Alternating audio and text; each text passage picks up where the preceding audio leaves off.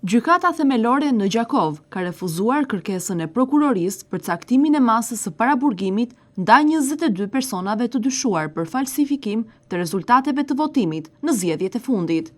Të pandeurit që kanë shërbyer si kryesues të komisioneve për numërimin e votave në qendrën komunale të numërimit, dyshohet se kanë ndërhyrë në mënyrë të kundërligjshme me procesin zgjedhor, duke cënuar integritetin e votës dhe vullnetin e lirë të qytetarëve.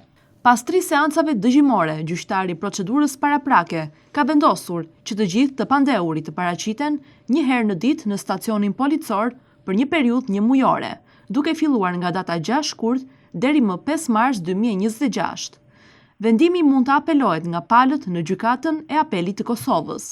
Ky rast ka shkaktuar shqetësim të madh në opinionin publik dhe nxit pyetje për sigurinë dhe transparencën e procesit zgjedhor në vend. Analistët politik theksuan se edhe pse paraburgimi nuk u caktua, fakti që dyshohet për ndërhyrje në votime tregon nevojën për reformim të mekanizmave të kontrollit dhe mbikëqyrjen e procesit zgjedhor. Prokuroria ka deklaruar se dyshimi mbi falsifikimin është i bazuar dhe serioz, ndërsa mbrojtja ka kërkuar lirimin e menjëhershëm të pandeurve, duke argumentuar se nuk ka rrezik aratisjeje ose ndikimi në dëshmitar. Rasti pritet të ketë zhvillime të mëtejshme në ditët në vijim.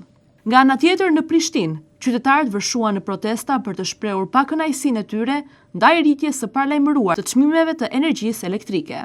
Demonstruesit hodhën ngjyrë të kuqe ndaj ndërtesës së kompanisë kosovare për distribuim të energjisë elektrike, broritën slogane kundër abuzimit dhe tentuan të afrohen tek dera e qeverisë për të shprehur pakënaqësitë. Ndërhyrja e policisë së Kosovës rezultoi me arrestimin e një personi, ndërsa protesta u zhvillua kryesisht pa incidente të tjera.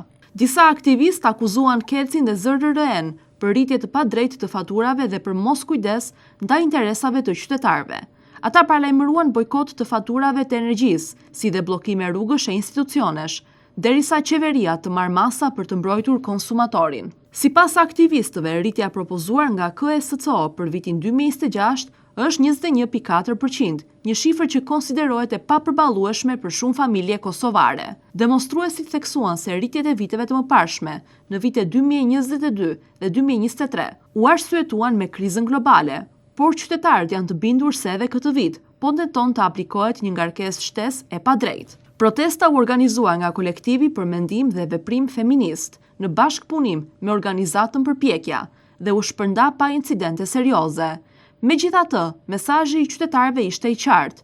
Pakënaqësia ndaj politikës së energjisë dhe institucioneve rregullatore është në rritje dhe ata kërkojnë zgjidhje konkrete dhe të drejta për familjet kosovare.